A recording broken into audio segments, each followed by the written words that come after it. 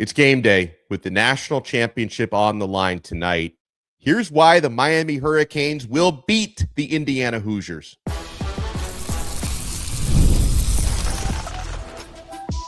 You are Locked On Canes, your daily podcast on the Miami Hurricanes, part of the Locked On Podcast Network, your team every day. Nobody thought Miami would get here after the loss to SMU. Nobody thought they'd get into the playoffs. Miami gets in. They match up in the toughest bracket we have ever seen in the college football playoff. You have to go at Texas A&M. Then you've got to beat the defending national champs. Then you have to face the last team standing from the SEC, and Miami's still standing. And now Miami is about to take on what people view as the biggest juggernaut in college football since 2019 LSU. Miami is, well, it was 8.5, now 7.5 point underdogs.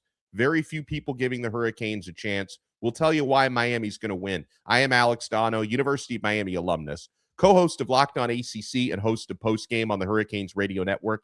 And thank you so much to the everydayers for making Locked On Canes your first listen. We're available free wherever you get your podcasts. We're free on YouTube. We're part of the #1 Locked On Podcast Network, your team every day. Today's episode is brought to you by FanDuel. The college football playoff is here, and FanDuel is the best place to get into the action all playoff long. So visit FanDuel.com to get your college football playoff profit boost on every game day. We got the truth teller, Bruce Warner, with us. And we've got three-time national champ, Kelvin Harris. So we're going to get the truth told, and we're going to get the Kelvin cleanse. And friends, I want to go around the table on this one. Let's focus on Miami's offense first, going up against an incredible statistical Indiana Hoosiers defense. Bruce Warner, I'll start with you. Okay. What are the keys for Miami on the offensive side of the ball to try to put up some points on a really good D? Well, I think we've been saying it since we lost to SMU, which is don't be predictable and put them in situations where they're on the defensive, not us all the time. I like when they throw on first down. I think they're going to key on Fletcher. I would if I was them. But we got to run the ball to beat these guys. We got to be very physical at the line of scrimmage. They're not as big as us. We should be able to lean on them, but we also can't be conservative. We've got to be able to mix this up. And so that's what I think. On offense, Dawson cannot be run, pass, run, pass. They have a great pass rush. But we have to be able to just not be predictable on offense and use all our weapons and use the entire field. And I don't know if Kelvin's going to agree, but we really need to take a shot or two downfield to get those safeties off the box, out of the box. We have to. I'd love to complete those things, but we got to take a couple of shots down the field. By the way, anybody who watches these shows when I'm on with Kelvin, they hear us going back and forth. Listen, he might not admit it, but you know it, Alex. Him and I are really close. So whatever he says about me and the Geritol and all the other crap, it's in fun. You know, it doesn't matter. I mean, he's been to what? It is. Don't lie. He knows. He knows. We've been friends for years. Yeah, Bruce is a good friend. It's sad that he won't even remember this episode in about 15 minutes. Well, why don't you? We'll get in your keys then, Kelvin, so Bruce can at least remember it for the next 10 minutes or so. It's real simple. Run the football. Yeah. Run the football, and I do agree. We do need to take a shot, but honestly, I don't even know. This game, in a sense, kind of reminds me of 90 FSU. I remember we went into the game with the game plan of we're going to run Steve to set up the play action pass. We never got to the play action pass. We just ran Steve down their throat, and it wasn't even close. I've been trying to have some respect for this team. I'm trying to see what everybody outside of the ACC sees. I don't see it. They're just basically Virginia.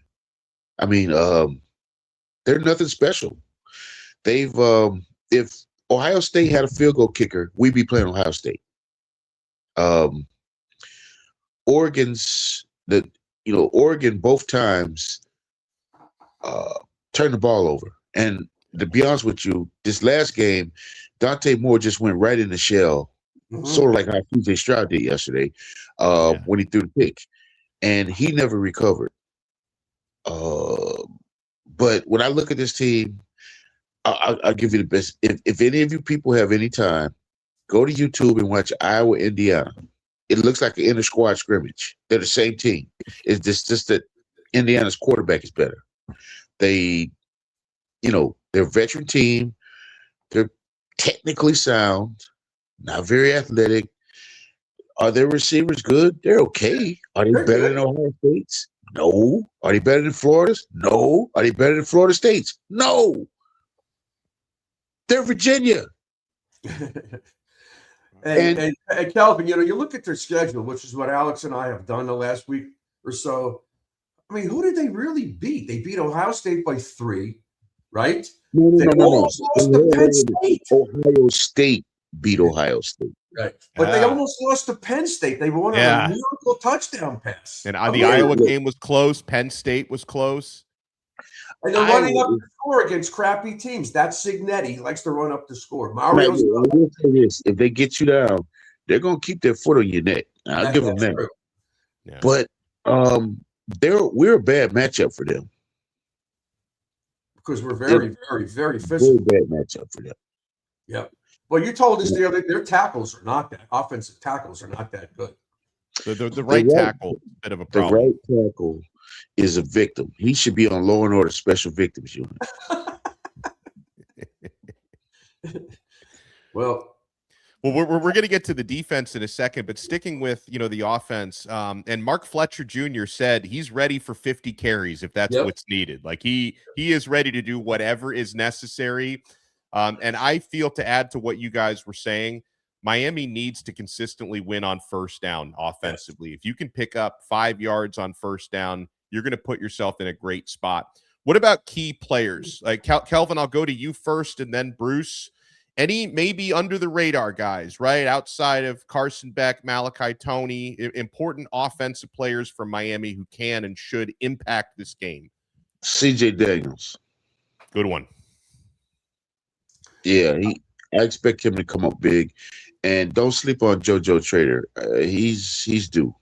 He is due. I think I said that last week, but he dropped another ball. But you know what? I think Trader, but I'll tell you what, I think maybe Marty Brown, because they can't talk about but he's integral. I don't count him, because him and Fletcher are like peanut butter and jelly. I understand, but he's really, when he's in the game, there's no drop off. He could catch. He's hard. What I would like to see is us bring in Gerard Pringle and go to the pin and pull game on the outside, because he is more athletic than anything they're going to see. So I like to get him to the outside just as a change up.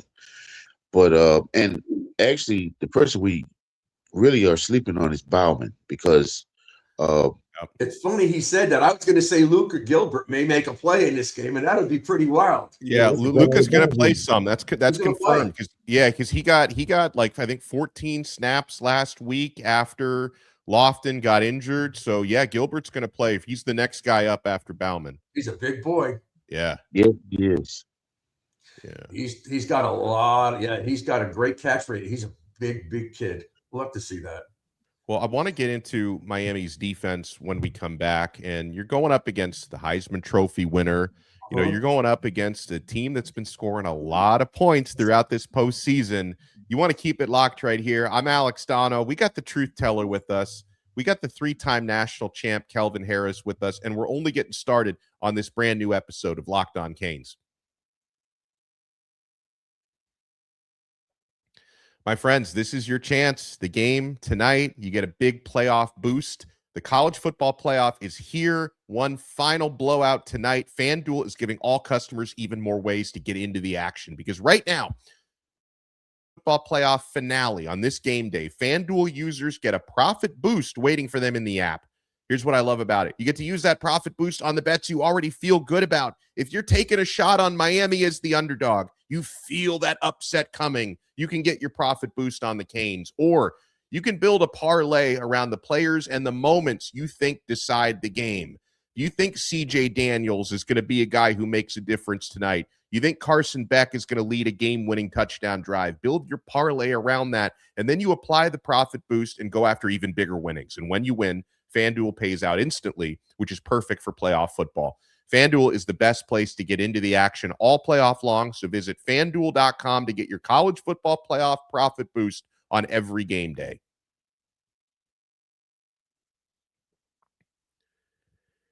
Thank you for making Locked On Canes your first listen. And if you're an everydayer, make it official by joining the Everydayer Club All Access tier. You know, we've been following the transfer portal. And yeah, this is a topic for another day because we're focused on the Natty. But it looks like Miami's got their next quarterback on the way. You get one-on-one text access with me. You get an exclusive newsletter, exclusive episodes called the Canes Colada that I put out just for the Everydayer Club. Join the all-access tier at lockedoncanes.supercast.com. We got Bruce Warner and we got Kelvin Harris with us. All right, so Kelvin, I'm going to let you buy the first round here on the defense. Defensive keys for the Miami Hurricanes. What has to happen to slow down Mendoza, to slow down that running game? Just play the run. They don't do anything special. I don't think they're going to be able to run the football on us. And if I were them, I would go no huddle. Because if they don't go no huddle, it could be a long day. And I was telling someone on the staff, I said, if it was me, I would have Wesley Bissaint go to the 50-yard line in pregame and just stare at Mendoza. Remember that hit last year? Yeah. Just to let him know I'm still here. But they have a pretty basic run game. Their running backs are hard-nosed. Blue-collar guys.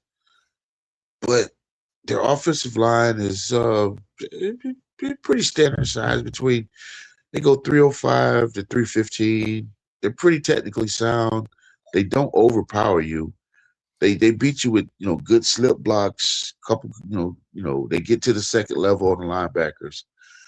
I just don't think they'll be able to handle Justin Scott, Blay, and Moten inside. And I think Popo and Toure are going to have good games as well. And then if it's second and long, third and long, that right tackle, I expect to see Benson out, Benson and Ice-T out early second quarter, taking a assault report because he's a victim. He is a victim waiting to happen. And they have to know this. That's why I think I'm not going to believe they're dumb enough to try the same game plan that they've used all year. Because if you watch that Ole Miss game, that's the best way. Because there were times when Bain and Mesidor were just getting out of their literally lifting their hands up and the ball was gone. Yep. Mm-hmm. Yeah. And it's not like they were getting out of their stand slow, but they were getting rid of the ball. Now, that's not what they do. He usually holds it about 3.3 seconds, 3.03 seconds. If he does that, he's going to get sacked at least 5 to 6 times. Yeah, I've been saying it too. I think what Louisville did to us, which was get rid of the ball quickly and don't give us a chance to get into the backfield. That's what they should do. Now, I watched Booger McFarland last night. I don't know what you think of him, but he said that Indiana's going to run it down their throat. And I said to I was screaming at the TV, our run defense is great. Where the hell did you get that stat from? Are you out of your mind? But, he's just babbling how they're going to beat us because they're going to run it down our throat. Because he thinks it's only a big pass rush with Mesidor and Bain. He's dead wrong. We're great against the run. If you, there's several guys who are now making a living on Twitter and YouTube, breaking down film, but 2 or 3 of them are just marveling. And even the scout guys are marveling at how this guy plays. Like his leverage in the run game is impressive. Yeah. I mean, you're not running the ball on either one of those guys. Mm-hmm. The ends. And the defensive tackles, Blay, I've been told that Blay's going to have a big game. Okay. That's what I was I told. hope so. I think the D tackles were really the key, not the outside guys so much. We got to pressure up front and push this kid out of the pocket. Moten's playing great. Moten, Blay, and Justice Scott are all playing at a high level. Yep. So and let me tell you something. Don't be surprised if Lightfoot doesn't contribute tonight as well, because they got packages for him, and he's the next year's superstar. Yeah, he's been great, and he's been held a lot. So I hope the officials are ready for that. Now, I'm talking about the defense. I mean, Keontae Scott has been a superstar all year long. I think they're going to try to see if they can catch him cheating up and then go over the top. That's what I think. That's something he's got to be careful when he does that. But that's Heatherman's call, right? He doesn't do it on his own. No, he doesn't. But there's been a lot made of the Becker kid over the last 4 or 5 games of the season. Yep, and Charlie Becker, the slot from Indiana. These guys don't drop balls. He's played very well. They haven't been hit. Right. And is Becker better than Deuce Robinson? No. Is he better than Jeremiah Smith? No. I mean, look, we're not going up against Thanos. Bruce, let me explain who that is. The Avengers. He's the super. Okay, I heard of the Avengers. Yes, I know. Super villain. I'm still alive. Yeah, he's the super villain. I know you're still watching The Honeymooners, but no, I still watch Sanford and that's my favorite show. Yeah, that's actually pretty good. Yeah, it's good. They're making this team out to be like, I heard some comparisons to 2019 LSU. Are you? I know that too. Yep, that's out there. Come on, man. Stop that. Hey, remember the game against Houston when they came in here? Oh my God! Yeah, they were obliterated by you guys because they heard footsteps and we smacked those receivers all over. I'm going to say this: this could be like that. Mm-hmm. Now, I'm sure if you're ESPN, ABC, you want it to be close, and the odds said it probably will be close, but I'm just trying to they don't their running backs. Hemby and Black are really solid running backs. Mm-hmm. Would they play for us? No. Would they play for Florida? No. Oh, that kid's good from Florida. He's real good. Whatever. Would they play for Florida State? Yeah. No. I mean, I'm not saying they're not good, but it's like they're Virginia. I just think he hasn't been hit yet. He hasn't been pressured yet. When he does get pressured, he makes mistakes. And honestly, I will say they have had some adversity because the Penn State game, and that was a hell of a drive. There were the catch that won the game was a great catch, but Becker's catch to get them closer was as good a catch as the catch that won the game. So they responded to some adversity, but Penn State didn't really put much pressure on them. I just don't know if their tackles can hold up. Carter Smith, the left tackle, he's not bad. But if we take the run away, then they're one-dimensional, which plays right into our hands. Good luck stopping us if you have to throw the ball. Good luck. Yeah, I mean, they're a veteran team. They're fundamentally sound, but I just don't see it. And I mean, I hope I'm right. Of course, if I'm wrong, the internet's gonna come for me, which I care.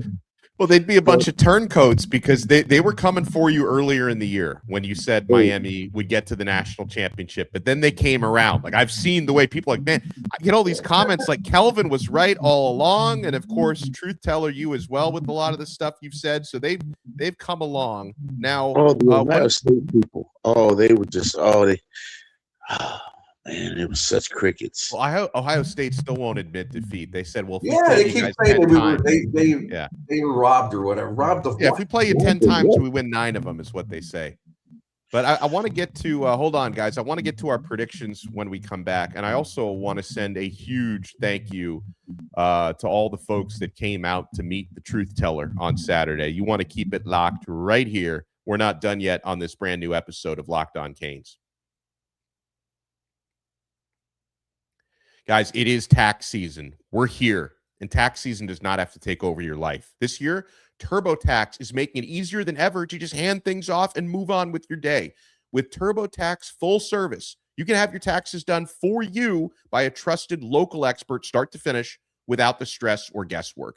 Instead of spending hours trying to figure out forms, you can meet with a local TurboTax expert in person or connect online. They handle everything from W-2s to self-employment forms and work to get you every deduction. You can upload your documents, go about your day, and get updates right in the TurboTax app. It's a huge time saver, and it gives real peace of mind knowing that an expert is handling it. So for a limited time, you can have your taxes done by a local TurboTax expert for just $150 all in. If a TurboTax expert didn't file for you last year, just file by February 28th.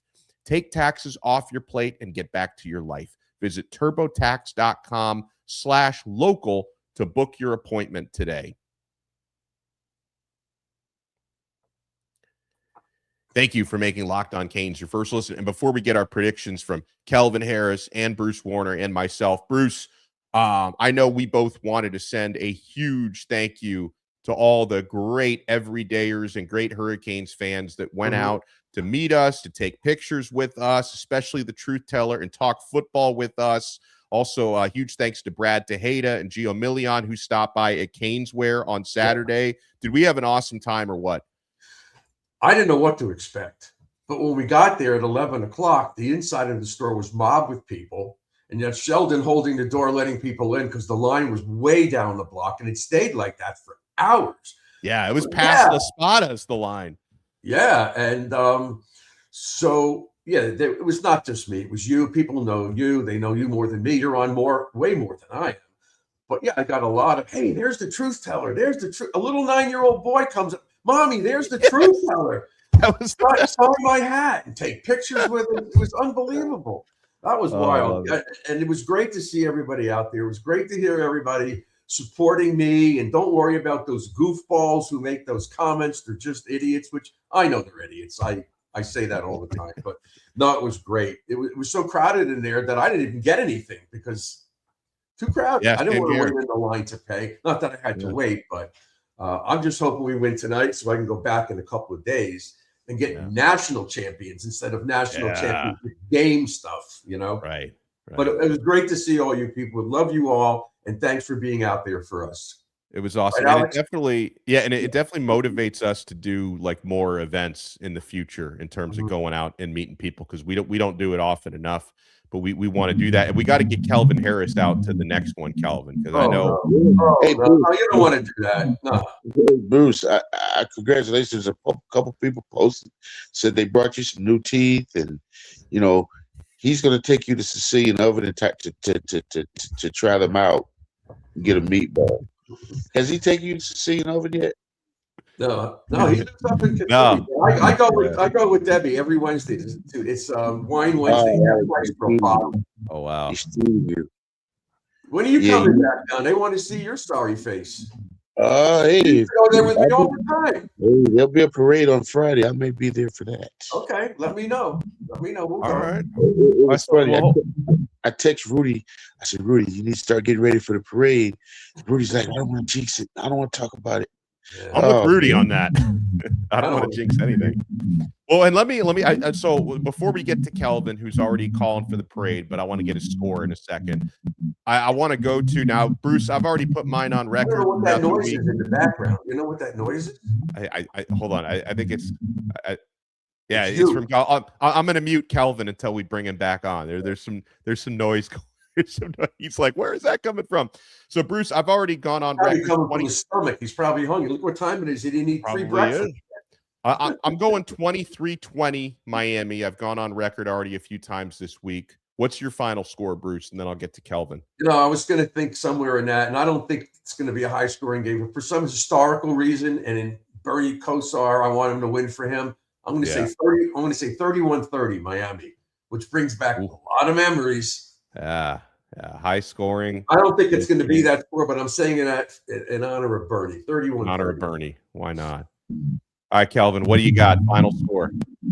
23-10. They're not scoring more than 20 points on us. I know they're not. I guess that's my dream score, but I'm saying something like 24-20 Miami. Okay. Sure, you're close with me then. We got 20. Well, what is that noise in the back? It does sound like your stomach rumbling. It's his stomach. He didn't eat it. It's not me because the TV's off. Okay. Yeah, usually the TV's on with him. I don't know. Whatever it is, it's mysterious, but we appreciate everybody. We'll wrap it up on that note. And guys, first of all, I know we're going to have hopefully some victory episodes coming up this week, but I did want to offer a huge thank you because Bruce, of course, this is what our fourth season doing these together now. And Kelvin, who's become really a great friend of the show this season. We can't thank you enough for all the hard work that you put in. We can't thank the everydayers enough. And so, yeah, folks, this is probably going to, unless I get really antsy this afternoon, probably going to be our final episode before Miami against Indiana. So let's all enjoy the game. Let's give them hell out there on the field at Hard Rock Stadium. And let's go Canes. Everybody throw your U's up. It's all about the U. It's all about the U. We win tonight, it's going to be, listen, I know today's the holiday, but if we win tonight, I ain't going to work tomorrow. I know I have a hearing at 9 in the morning, and then I'm partying the rest of the day. Yeah. If we win. Well, they cancel classes at UM. So, I think till Wednesday, I think. I think they're back on Wednesday. Hey, seriously, if we win, are you coming for the parade, Kelvin, or not? Yes. You are? All right. Well, then we'll get together again. We'll go to Sicily. Sicilian. No, you got it. We appreciate everybody. We'll talk to you next time on another episode of Locked On Canes. We are part of the awesome Locked On Podcast Network. Your team every day.